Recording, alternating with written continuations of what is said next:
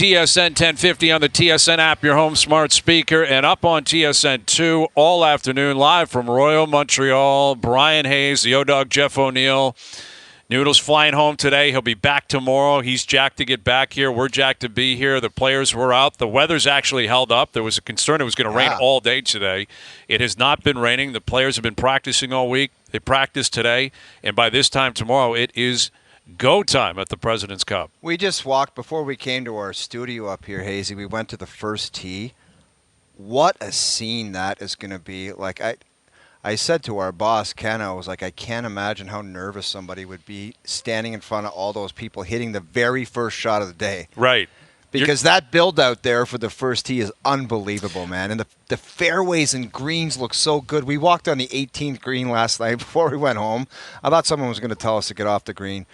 That is the nicest looking green I've ever seen in my life. When you just put your feet on that, immaculate. It was like the most perfect cart. Like it was amazing, man. It's just in incredible shape, and the weather's going to be great as of tomorrow afternoon through the weekend. So they're expecting huge crowds. I am curious to see who comes out first tomorrow. We'll find out that momentarily.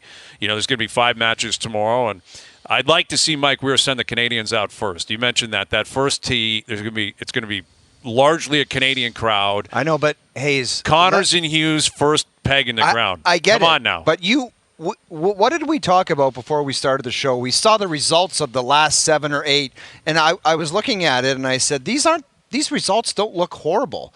Like it's not like the U.S. is dummying them, but it's like 1916, 1915. And it's basically, you looked at it and you said, it's not bad. And that's all it is. It's not bad. It seems like that little bit of a gap is massive. Well, generally because of Thursday, Friday. So let me ask you, to start tomorrow, they have to get off to a good start. We've established that. What if the Canadiens don't do it? Don't you get your 2 best players, whoever you deem them to be? Or are you strictly putting it on a Canadian emphasis here and saying they got to get the crowd into it and they have to play well? I mean, I think that's the balance, and that's the question if you're Mike Weir and company. Because obviously, with all due respect to Connors and Hughes and Pendrith, they are not the best players on this team.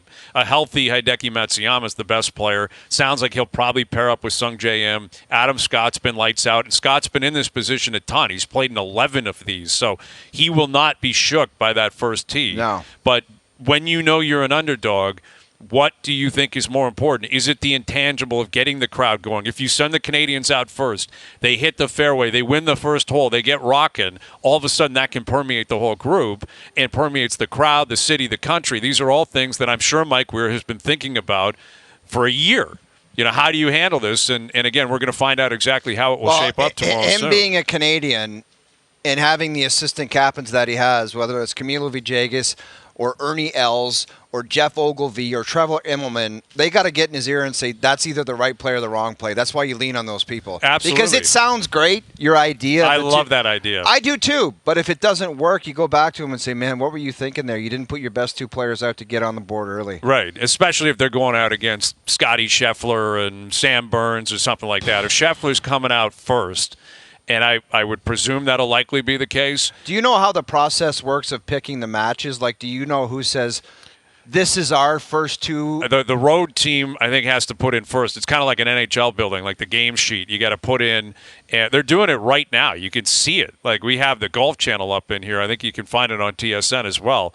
Like, they're basically going through this. It's like a fantasy draft where you got to look over who you got. So International says our first 2 guys are these guys, and the U.S. gets the counter. I think it's the opposite Or, way. sorry, the U.S. is doing that. I keep Yes. forgetting we are in Canada, and they're the home squad. Exactly. And then, although it could be based on the champion, and that's the way a lot of these things operate. So we're going to find those answers out in the next 10 to 15 minutes.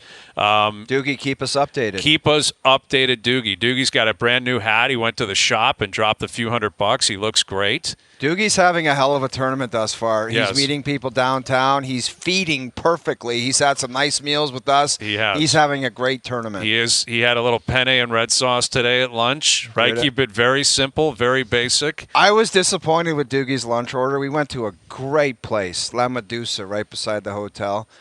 And it was his opportunity to really dig in deep on the menu. And he said, I need some pay. He sounded like one of my kids. I need some penne with just a simple red sauce. And I was like, Doogie, that's not going to fly. I was disappointed as well. Yeah. I was very disappointed because we made it clear, like, we're picking up the tab, Doogie. Take it deep. Do whatever you need. And he kept it very simple. It was tremendous. I also have to explain another move that I have so much respect for. And it went against us, but I have so much respect for it. It's happened to me in the past, and it happened last night.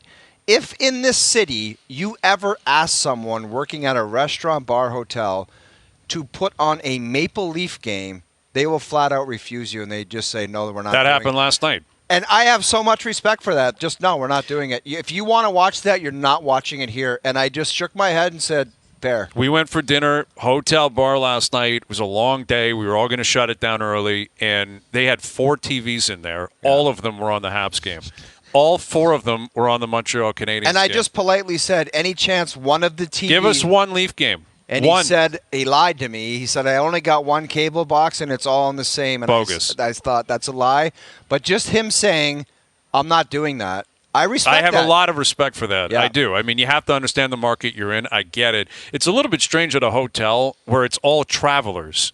You know, like I would get it if you go to a pub or something in Montreal. Clearly, they want to watch the Habs game. We were the only people watching that hockey. I guarantee you that. Well, the guy beside us had the Leaf game on his phone. I know. He was watching the Leaf game on TSN Plus. He's like, I got to get the app here and watch this hockey game. But I wonder if Craig Berube can possibly pick up on the vibes of where Mike Weir could be tomorrow. Let's say the international team loses their first 2 matches.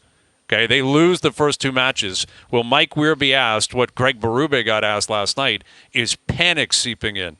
Is panic seeping in Toronto because the Leafs have lost 2 preseason games in a row? That is an actual question that got asked last night after the game. Doogie, we don't have that clip? Oh, we have it. You want to hear it? Oh, yeah, go ahead, Let's hear what happened post-game last night. 2 losses for this team. Is it time to panic? But for you, right? It's fans, I think, get a little bit. Preseason. I love his reaction. He didn't call anyone out. He didn't try to embarrass anyone. He just was like, no, but that's amateur hour. I'm sorry. Like to say, it's a crazy question to ask. It's a crazy question to ask. 2 preseason games, and you're asking the head coach. I don't know who that was, but that's amateur hour. Sorry. That's an absurd question. Panic seeping in. Sorry, that is just wrong. Well, and what kind of bothers me, I guess I'll put on my Toronto media hat here, is that then you see the headlines everywhere. Typical Toronto media. Nobody's asking that question. No. Like literally no one I know of in media, the fan base, the team, nobody cares what happens in the Nobody preseason. that has a sense of what's going on and has been doing it for a certain amount of time would ever ask that question. Like I said, I don't know who did that, who asked the question, but with all due respect, that was a ridiculous question. It's an absurd question. I think it's an absurd line of questioning during the regular season.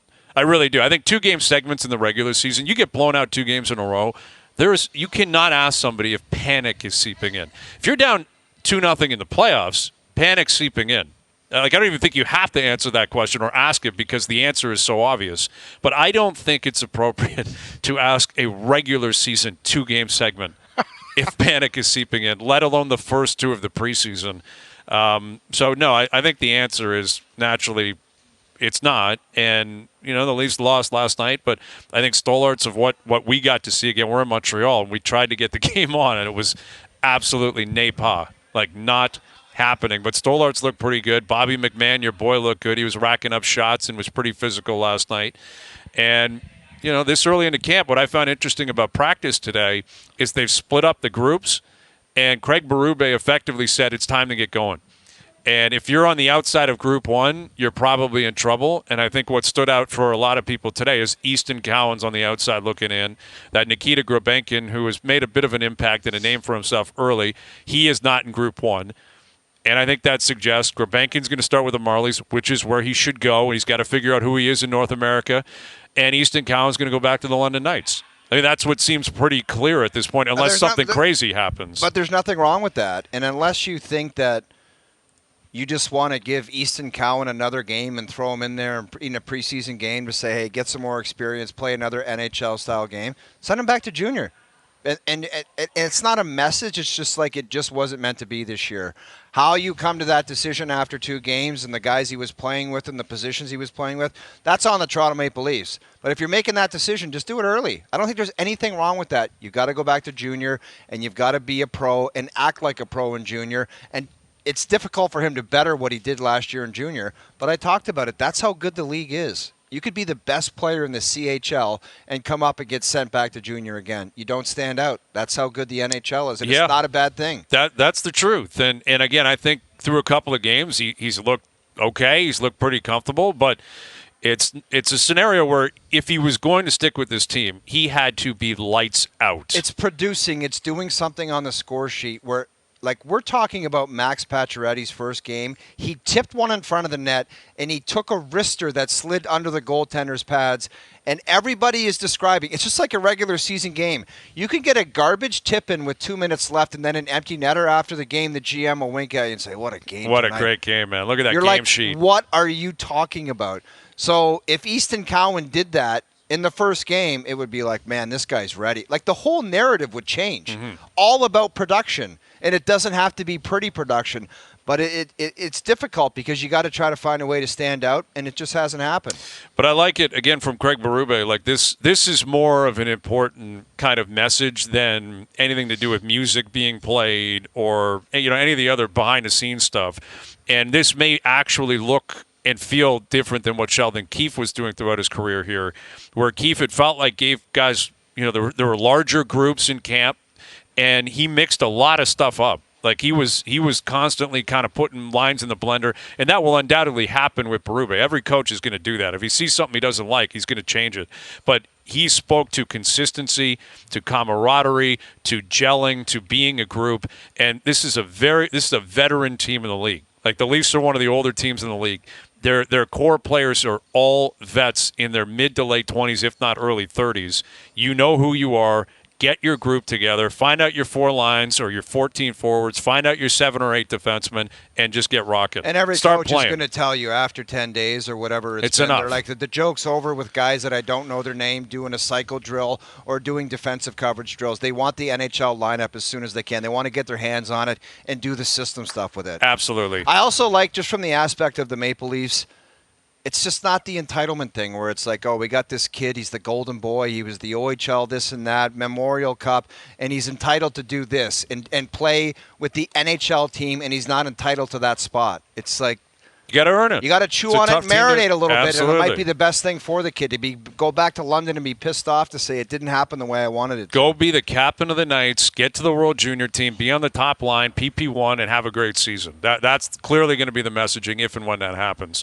All right, we're live at Royal Montreal. The Habs played again last night. Jeff Gorton will join us, their Executive VP of Hockey Operations. His take on where they're at in this rebuild. Patrick Laine coming aboard. That Lane Hudson kid who, again, continues to create a lot of buzz in this market, and I think throughout the league for that matter. Jeff Gorton will join us next.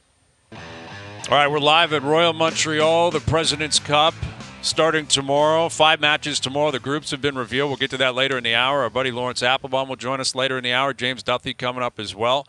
We've been in Montreal for a couple of days. The Habs have played back-to-back games, and we were at the lobby bar last night. Cannot change the channel. No, sir. Have to watch the Habs. Everyone's so jacked, actually, for this young team. And they've been going through this rebuild. You watch it on Crave, right? They've revealed a couple of episodes. And I think a lot of people in Montreal and a lot of people throughout the league are wondering, where are we in the stages of this rebuild? Final chapter, still writing new chapters? I would suggest the man on the line probably has that answer more than anybody else. He is the Executive VP of Hockey Operations with the Canadiens. Here's Jeff Gorton. How you doing, Jeff?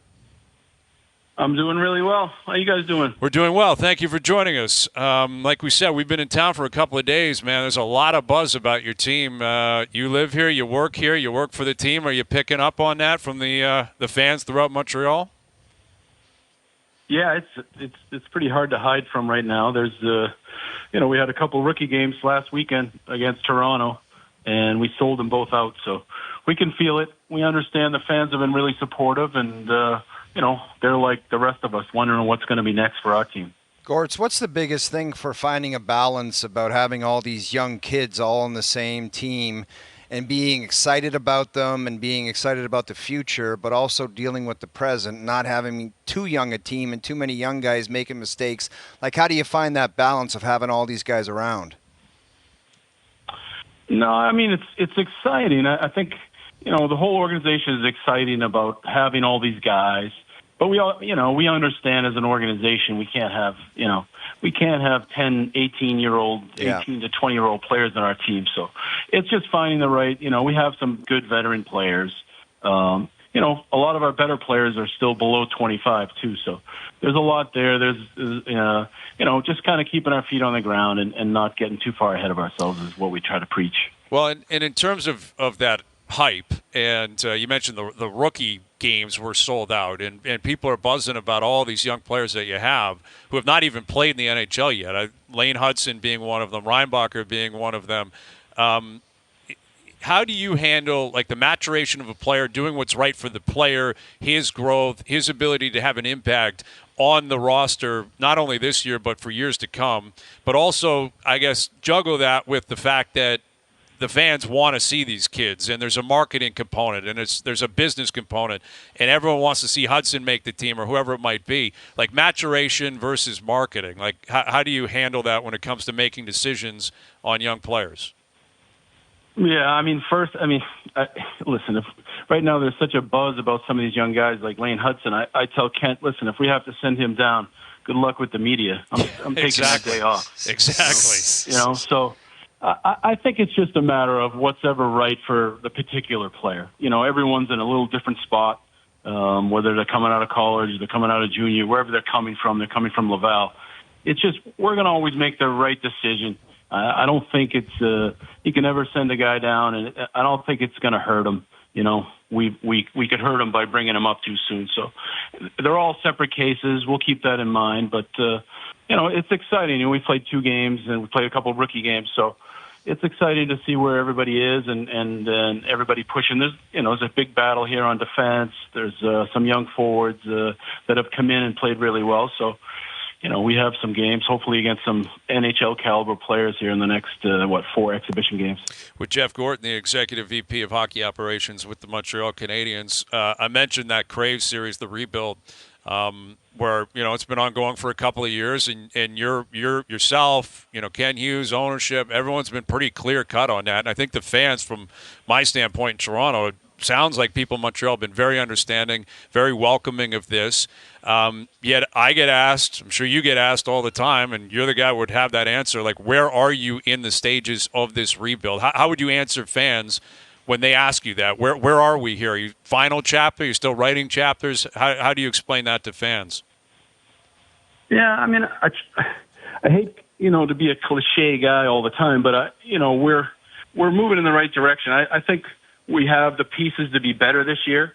We want to be, we've using a phrase around here a lot that people get frustrated with the same phrase, in the mix. We want to be in the mix at the end of the year, but I don't want to be, I don't want to promise anything that we're too far ahead and then have it cave in on us. So we're just going to take one day at a time and see where we are. I think we'll be better. I'm excited about where we are. We'll just have to see. There's a lot of good teams. I'm sure you guys do it. Mm-hmm. You try to pick what teams are going to make the playoffs. It's hard. It's not easy to make the playoffs in the National Hockey League, and you look to see what teams would possibly fall out and how you can get in there. So, we're looking at that, but we're taking it a day at a time, and we'll see what lies ahead for us. Jeff, along with the excitement of the young guys in the organization, there's some buzz about Patrick Laine. How has it been watching him on the ice, and what would the messaging be for him to try to get his game back on track? Because I don't think anybody around hockey can argue the idea that he's one of the most talented goal scorers in the game. So what was the messaging for him? I think from the moment we first talked to him, Columbus was nice enough to let us have some time with him to talk to him about what it would be like here and what our team's like. So we're just trying to go slow and get him acclimated, kind of like when we brought in Doc, kind of like when we traded for Newhook. Just, let him figure it out, let him get his feet wet, let him feel comfortable, because, once we get him in the right spot, playing hockey and only thinking about that and nothing else, what what lies ahead, what it could be really good for us, right? We're a team that didn't score a ton of goals. We're a team that on the power play needs a little help. So we think he could do that for us, but we want to go slow with him. We didn't play a lot of games last year, went through a lot, and we just want to let him know, support him as much as we can, and hopefully it pays off. With Jeff Gorton of the Montreal Canadiens. So when you brought in Marty St. Louis, the team was just entering that type of, I guess, rebuild stage, so to speak. And generally in sports, like there's different coaches get labeled differently. Like this guy's there for the rebuild. This guy's here to be a closer. How does Marty, in your opinion, transition from being the coach the last couple of years who clearly had a plan? You guys knew what you were walking into. You knew you weren't going to win a ton of games, and there was going to be a lot of youth, and there was going to be some pain, so to speak. How do you think Marty St. Louis transitions into that next stage where, it's time to close, it's time to win, it's time to make the playoffs? Well, I think, there's not a lot of guys that last forever, but you look around the league, and there are some coaches that have lasted longer. I think he has that right mix of understanding, being, he has a great line, I think, of there's not a player on the team that I haven't been in their shoes, right? I never got drafted. I was in the minors, sent to the minors. I was a healthy scratch. I was on a fourth line. I was on a second line. I became an all-star. I won. So there's nobody in our room that can't identify with him. So I think it's really helpful for him with our team and our organization. And I think, the great thing about Marty is he always wants to get better. He's very, very competitive, but he also sees the need to get better. And he's always looking into ways to improve, talking to a lot of people around the league. So I think the sky's the limit on having Marty here for a long time. And as we move forward and start winning, I think I would fully expect him to be here and a big part of it. Gortz, we were at lunch today, and we were just discussing the fan base and how passionate they are. Like, there's literally guys talking about the Habs all day and all night. I mean, we only do it for 3 hours, and I think people after the third hour, they're glad we're off of the air.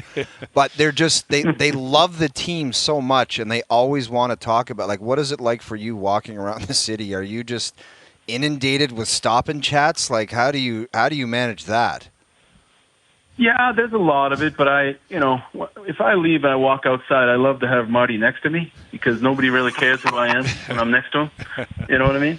So, but it is great. I mean, my kids always joke that, Dad, everybody cares about you in Montreal, but once you cross that border, we don't care. Nobody cares. But that's the reality. Here, this market is unbelievable. They love hockey.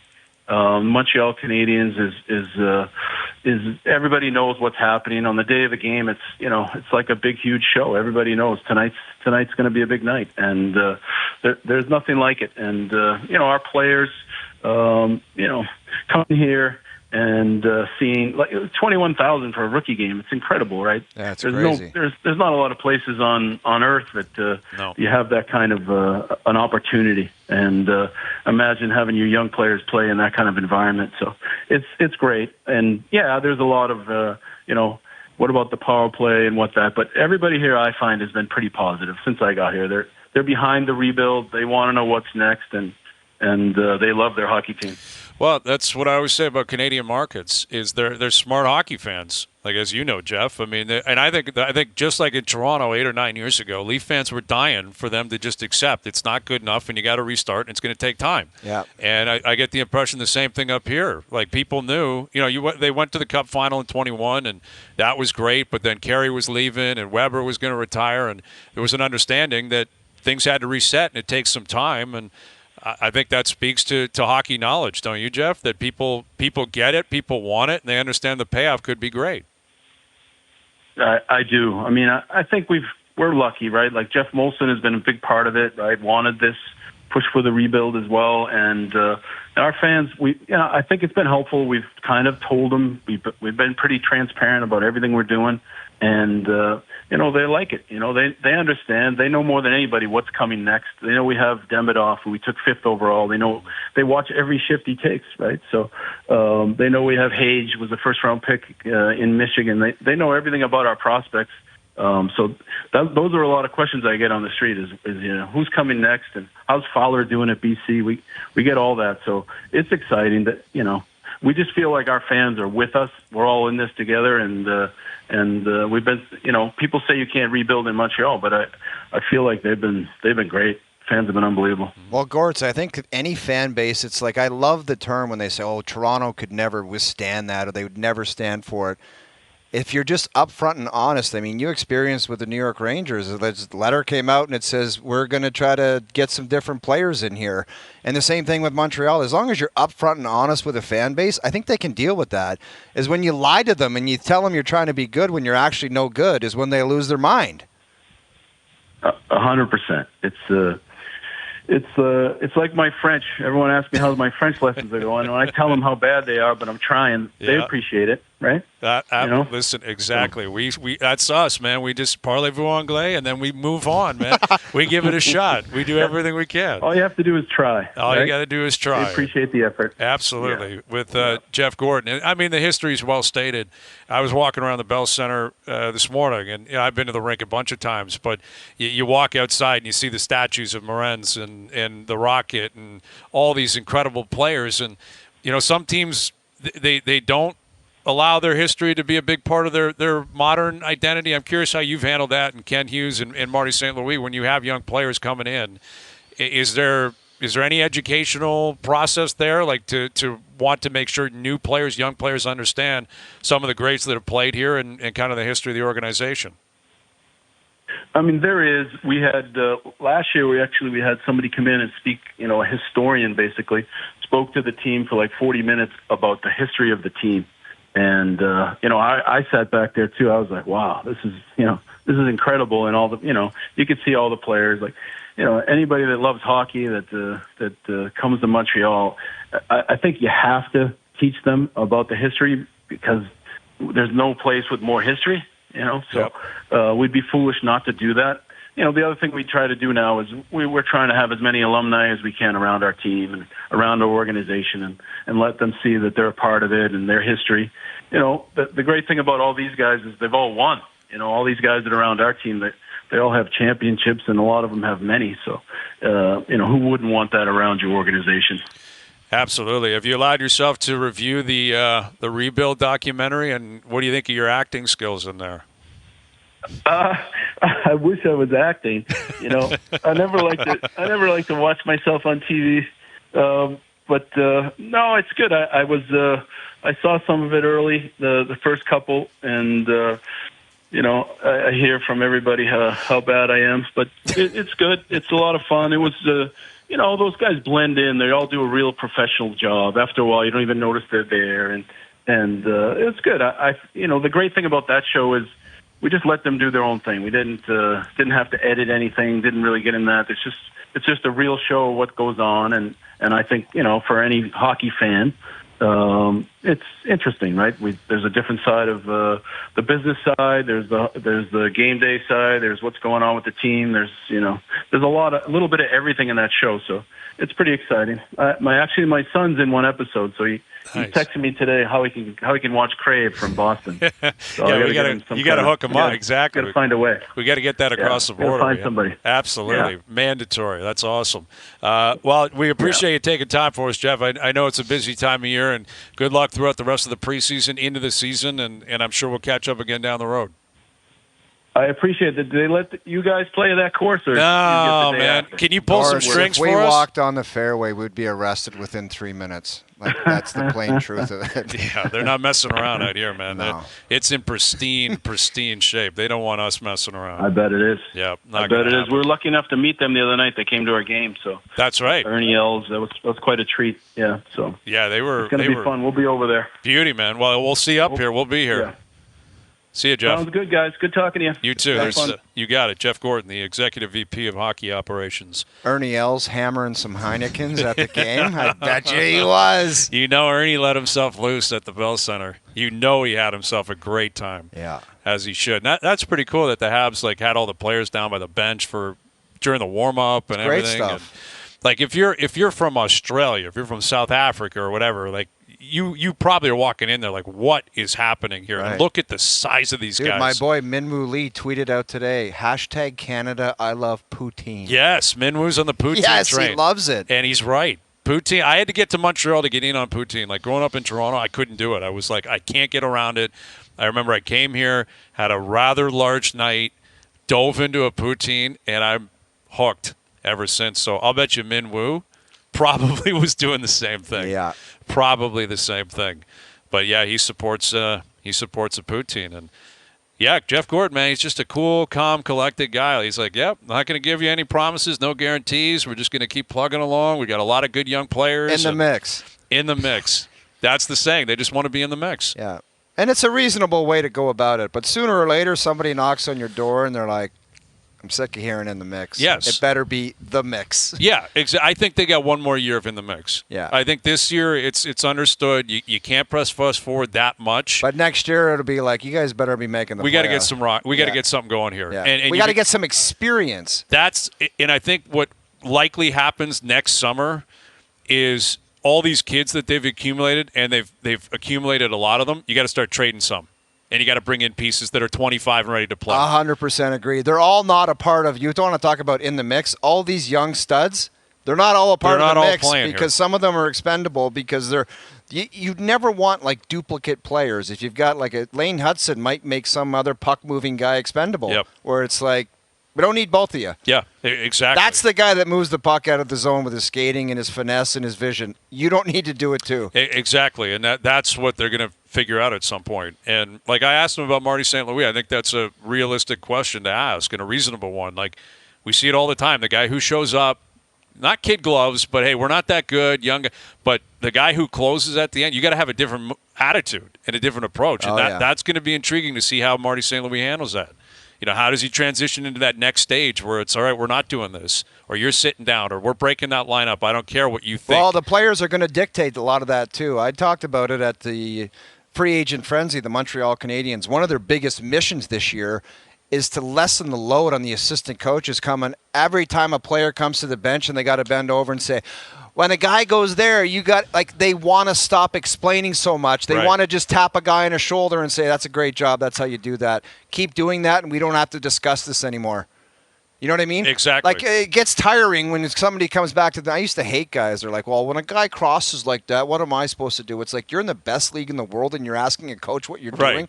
What am I missing here? Read the play, dude, and pick up a man and Dude, move. I played 820 games. I don't think I ever asked a coach, what am I supposed to do if that... Like, if you don't know that is crazy. It is an absurd question. Unless it's some, like, crazy, detailed breakout. But why wouldn't you know it before you play the game? You know what I mean? Like, you're also telling on yourself that I wasn't paying attention when you were breaking down some sort of system or some sort of whatever it is. Dude, I had great coaching growing up. My midget coach, my junior B coach, Errol Hook and Scotty McClellan, I knew defensive zone coverage when I was 14 years old, and I had to apply that with Mario Lemieux, Jagger, and Francis cycling my rear end off in my own zone. You got to figure it out, man. You got to figure it out. Got to figure it out. All right, we're live at Royal Montreal. Laurence Applebaum coming up of Golf Canada. LA will join us around the table. James Duthie's coming up around the table as well. A little arbitration today. I got some arbitration today for you. No role play, no Jerry. This is very business-like, very business operation because we're in Royal Montreal ahead of the President's Cup, which begins tomorrow. The groups are out. 5 matches tomorrow. We'll break them down with LA. That's coming up. Overdrive continues, TSN 1050 and on TSN 2. Overdrive continues, brought to you by FanDuel, bringing you everything from the opening line to the final score, live from Royal Montreal, in Montreal. President's Cup beginning tomorrow. 5 matches tomorrow. The groups are out. It's go time. And it wouldn't be a big golf tournament unless we saw our main man, Laurence Applebaum, the CEO of Golf Canada. And here he is around the table. What's happening in L.A.? It's good to see you guys. The fact that Overdrive travels. Yes. Shocking, isn't it? East of the border, into La Belle Provence. Shocking. I mean, welcoming people here. Feels good to be here, I got to be honest. Does it feel good for you? It feels great. And most important thing, you got a tee time tomorrow on the red course here, 8:20. On this property? There's no chance. No of being chance. honest. You got a lob wedge over two. You got a lob wedge over one or two infrastructures, but we can make that work. They do not want any person that's not participating in this tournament with a set of golf clubs. I'm telling you that right now. Why isn't there a Pro-Am? You know that's how I operate, and I love a Pro-Am. And I think the two of us would be great in a Pro-Am here. I would say this event is elevated on every level. Yes. Including access to the golf course, for you guys, for us. I mean, it's wonderful to see the best players in the world. Yes. To see last night they had a introduction of the team. To see Scotty Scheffler, Xander Schauffele, who Xander's never played our event. Scotty's played the event before, but to see the best in the world here, it's an elevated event, baby. Yeah, it is. President's Cup. Yeah, it's a big one. And in terms of Golf Canada, like how significant is this that it's in Canada? Mike Weir's the captain, 3 Canadians on the team. Like this obviously must be a pretty monumental moment and week for Golf Canada. Yeah, we're thrilled. I mean, we're very lucky. We got on a rocket ship out of COVID. Everyone's playing golf like the greatest sport that it is, but to have the 3 Canadians, to have them with a Canadian captain, that vibe that Mike has got an energy around him. I mean, I know both you guys know him well. Oh, you've played with him.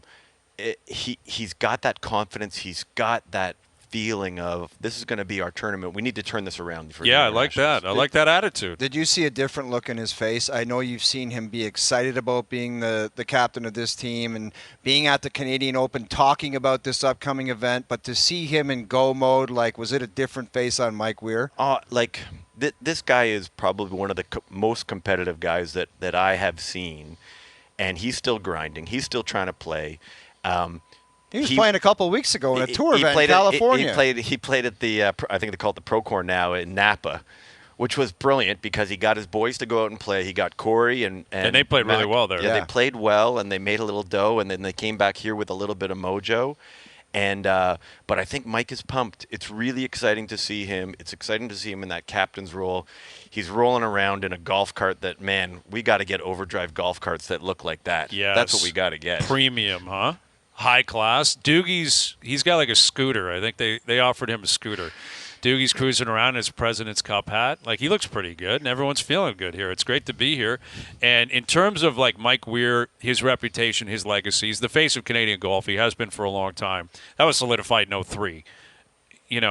How does he grow upon that this week? How does he elevate what he already represents? There's only one way, isn't there, Hazy? I guess, is it a win, clear-cut win? Do the Canadians have to boost him? Like, what do you see Mike Weir's legacy looking like 5 days from now? Well, I will tell you that Mac Hughes said in one of his interviews that it was a crowning moment of his career to be chosen for a President's Cup team. Mac played for Team Canada. He went to the Olympics. He's won on PGA Tour, but being selected was a crowning achievement. If Mike Weir does the impossible this week, if it is competitive, if there is a win, it changes the tide, I think it will be a crowning moment on top of his career that is already, incredible. I think it puts him in discussion for a World Golf Hall of Fame position, which I think he's probably worthy of on his own accord already. Mm-hmm. But to see that happen on Canadian soil would be something special. As far as the Canadian players, I just want them to do well so bad. I mean, it's not secret. This is not opinion. This is just fact. It didn't go well for the Canadians at Quail Hollow. And to see them on home soil, I want them to do well so bad. And we were talking about it yesterday, Laurence. It's so important for mojo and a vibe throughout the golf course if they start rolling in putts and playing well. Well, so Corey and Taylor played together in Quail Hollow.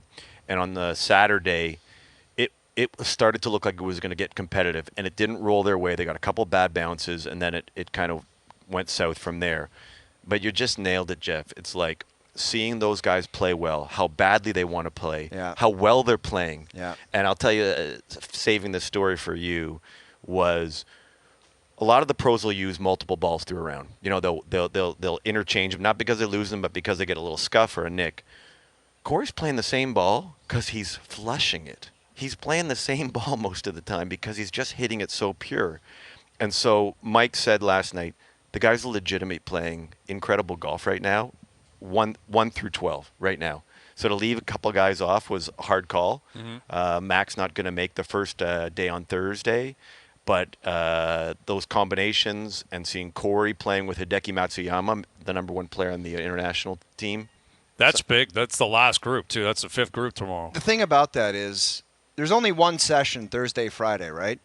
If you go out there and have success Thursday and someone doesn't play, that would make it so difficult. That might be the most difficult thing for Mike Weir. If things go well tomorrow, what I'm saying, you guys are going back out there. And that would stink for the other guys. You don't want a guy going in for singles cold, and that's happened before, where a guy has not played in one of these events until Sunday, and that's no fun. So there's been a rule change. So they have to play on one of the days, Thursday or Friday. They have to. They have to. So everybody has to play on either Thursday or Friday now. For that rule, just for that situation, exactly it. And that wasn't in the binder of the President Scott. We'll review that later. The briefing. The problem was it came in an XL package, and he's an L now. So you didn't get the full package That's there. true. Right, That's true. right. That's very valid. He's a large moving towards medium. So some of the stuff is going out, including that detail, that fine print that we missed. But I think, Brian, you're totally right. Like seeing Hideki and Corey, fifth group, we got to come out of Thursday with some momentum and some competitive tension, and I think it'll roll right into the weekend. Yeah, it's mandatory that they get off to a good start. Like you cannot go into the weekend, if it's 7-3 or something. We like saw you're that in big scoreboard, the trouble. differential. It's like you can't lose that in the first day, and then you're just chasing the rest You of the have time. to have it. Yeah, and Pendrith is going out with Bazudenhunt. So you've got actually the last two, the two Canadians that are playing are going to be going last for the international team, which I find intriguing because we spoke about this earlier in the hour. Like, do you send a Canadian out first? Like, He wanted two Canadians. I said Canadians. That's too risky. I want them first match, peg in the ground, go and hit a ball, and let's see what happens. I know, because you're a fan. Yes. You know what Mike said? We just got to put the best group out first. Okay. And so that's Jason Day and Ben On. Yeah. Okay. Which, Jason Day, former number one in the world. I mean, the guy's has a resurgence in his career. To see them going out, I think that Mike wanted to put the best group out. He also didn't want to put the Canadiens are already going to have a mountain of fan support and a little bit of pressure. And why do more of that? But to see Taylor, who's playing, he was 14th best in the world, Taylor Pendrith, and Corey, who might be hitting it the best in the world right now, it is phenomenal for Thursday. Get some momentum.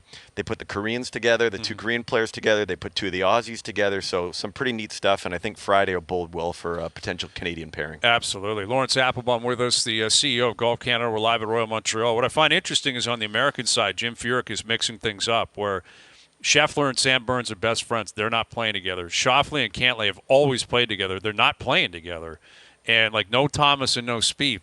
The flip side of it is the Americans are obviously big favorites here, but it does feel like they're either trying to change something on purpose or guys didn't play themselves in or Spieth's got that injury. But it's got a different American vibe. Why would you want to change up Cantlay, Schauffele? I would put them up first tomorrow. No kidding. That would be my new Spieth Thomas, where it's like, go out there and get a point if Absolutely. you can. And they're not doing that. I mean, I don't know what that says to you. Is it cocky? Is it overthinking? What do you make of the Americans? So maybe on the Scheffler comment is this is only a second. It's incredible the evolution of the PGA Tour that Scotty Scheffler, by far the number one player in the world, this is only his second President's Cup, and he didn't have a great record in Quail Hollow. So changing that up seems natural.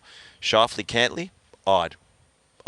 Can't explain They it. dominate. It might be as simple as this, guys. When they went to Italy and got dummied like that, they might have said, we got to start this thing fresh, and I don't care if you're comfortable with this guy, but we have to reboot this whole thing and start over. That's what possible. we're going to do. Yeah, that's possible. So 11:35 a.m. is the first match going off tomorrow here at Royal Montreal. And the setup's pretty beautiful here. Oh, I mean, everything is – they've done an incredible job. The PGA Tour President's Cup organizing group here at Royal Montreal, from what I've seen in live sports and in live golf in particular, that opening ceremony is tomorrow. That's this tight U around the first tee. The energy that is going to come out of that place like a rocket ship straight up. It's something to behold. And there are some special guests that are going to be showing up on the first tee. Is that right? Yeah, you're going to want to see that. Okay. Anything you can give us here? Can you give us an initial or something that we can possibly read into, or any scoops? You'll recognize them pretty quickly. Okay. All right. I'll look forward to that tomorrow around 11:30 a.m. We'll make sure we're out here. How much of this bill goes right to TPC Toronto on Sunday night? Well, I will tell you this, and a big shout out to our friends at TPC Toronto. The double-decker structure, which will be a major part of the infrastructure for the RBC Canadian Open.